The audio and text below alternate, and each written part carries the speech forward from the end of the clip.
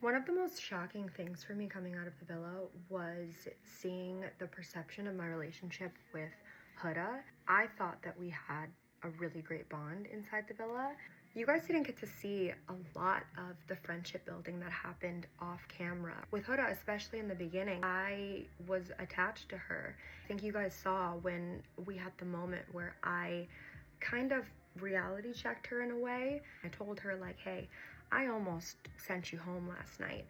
I am a graduated crash out. I have been through what she was going through with Jeremiah before. I saw this whole vision for her, this redemption arc. Like I really wanted her to rewrite the narrative and show America the Huda that I was seeing. Nick and I, we were coupled up at the time, and we had our first argument about it. Like he couldn't understand why I had kept Huda around. And I just remember feeling like I really fought for her and like put myself in an uncomfortable situation in my couple to be like, no, I see so much more in this girl. I see more for her than what she's displaying in this relationship, and I want her to have that opportunity and that experience. And so when I had that heart to heart with her, I feel like that was another pivotal point in our friendship. There was a clip that I was upset about something that was happening with Nick and I, and it was just Huda and I in the dressing room, and she was asking me like,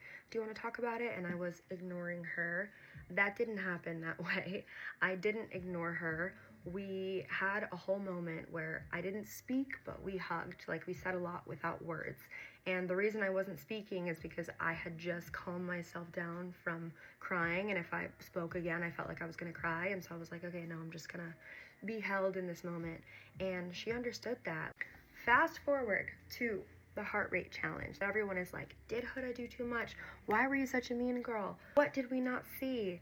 Huda has amazing moves, okay? And one of her signature moves is like licking the genitals, okay, of the man. She did it to Jeremiah during the dominatrix challenge when she was coupled up with him, but in the heart rate challenge she did it to Ace, and Chris had made it like halfway around the circle. He was already halfway through the girls while Huda was still focused on Ace, and the guys honestly clocked it before the girls did. Like I'm looking around and the guys are looking at each other like, what the fuck is going on?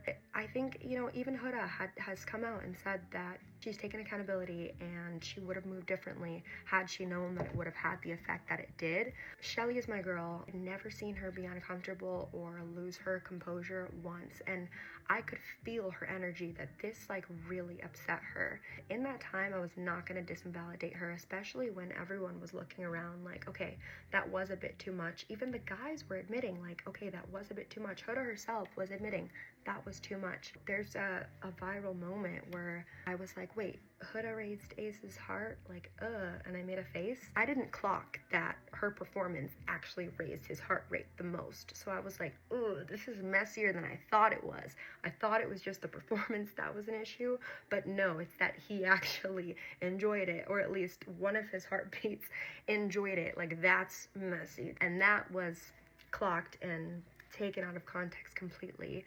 The next day was the Stand on Business challenge, which, by the way, was the most uncomfortable point in the season. That challenge lasted all night, like 6, 7, maybe 8 hours. I remember seeing the sun coming up at some point, and they were like, we've got to wrap this up. Huda had to be up there for maybe 30 minutes. At the time that I was like making all of these faces, it was definitely taken out of context. If anything, I was hella uncomfortable. And also, guys, everyone's like, why are you always pouting? Why are you doing this duck face? I have raging anxiety. I like chew the inside of my lip. Someone's gonna clip this. I just, all day long, I was not making those faces at the times that they were shown. It was genuinely me being hella uncomfortable with the entire situation and how it was playing out, and it's just really sad that it was all taken that way. I know that since the season has ended, Huda has come out and said that she was bullied and she didn't have any friends in the villa. I don't take bullying lightly. I think that's awful. I don't think anyone should be treated disrespectfully no matter what they've done. Like, even in her peak of crash outs, I was making sure that everyone was treating her with respect and really fighting for her. And even the times that I was taking distance, like, I still felt, at least for me, like, I thought everything was okay, and I was still trying to comfort her in those moments. And I hate to know that she feels differently about it. With her saying that I'm the fakest, I think that when you come out of the villa and you absorb all of this information at a rapid pace and you see all of the edits, like, it kind of fucks with you. You're like, what's real and what's not? And did this person say that and this and that? I think the only thing that keeps me grounded in the situation is remembering my reality, my experience, and I always remember positive feelings, and anytime I had negative feelings, I expressed them to her. And even in then, like, I was showcasing them to her from a point of love and from a point of, like, wanting things to be better. So I am proud of her. I'm really happy for her that she's had this redemption arc that I wanted for her from the beginning. No matter what place we're at, I do wish nothing but the best for her, and it's sad how things played out, but it's all love on my end. Do I genuinely believe I got a bad edit? No. Were there certain things that irritated me due to choice, bad editing? Yes. The mean girl shit was really getting to me because I was like, it does look like I'm being mean, but I'm not a mean girl. What the fuck? And am I your dream girl? Like, that conversation didn't happen that way. The Hannah vote. This one is always gonna be so sore to me because everyone always asks, like, do you still stand by it? Does it make sense? Make it make sense. And the thing is I cannot make it make sense. And you would think that the way that people are coming for me for it, I casted the vote myself, but, like, there were 4 of us who made the decision together unanimously. Voting is never fucking easy. Like, it was the most uncomfortable thing, and there were few people in the villa that had to participate in every single vote, and I am one of them. And every single time, the logic behind it was different, and no, it never made sense. At the time of the Hannah vote, it was Hannah, Iris, and Amaya standing up there. We all sat down. Someone was like, I believe it was Huda, she was like, I'm not sending home Amaya. And we all agreed unanimously, like, honestly, yes, Amaya is not in question. Let's think about this connection-wise, like, who has the strongest connection?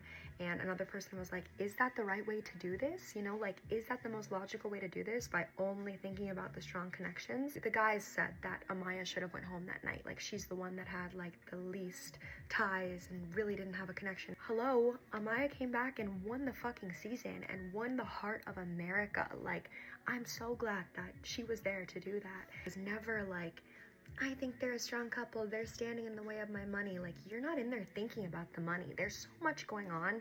You forget that there's this, like, prize at the end, and that is the genuine, honest truth about it. Even thinking about it now, as much as I can say, I could never make it make sense, honestly, because that was a vote that I never wanted to do, deciding between those 3 girls.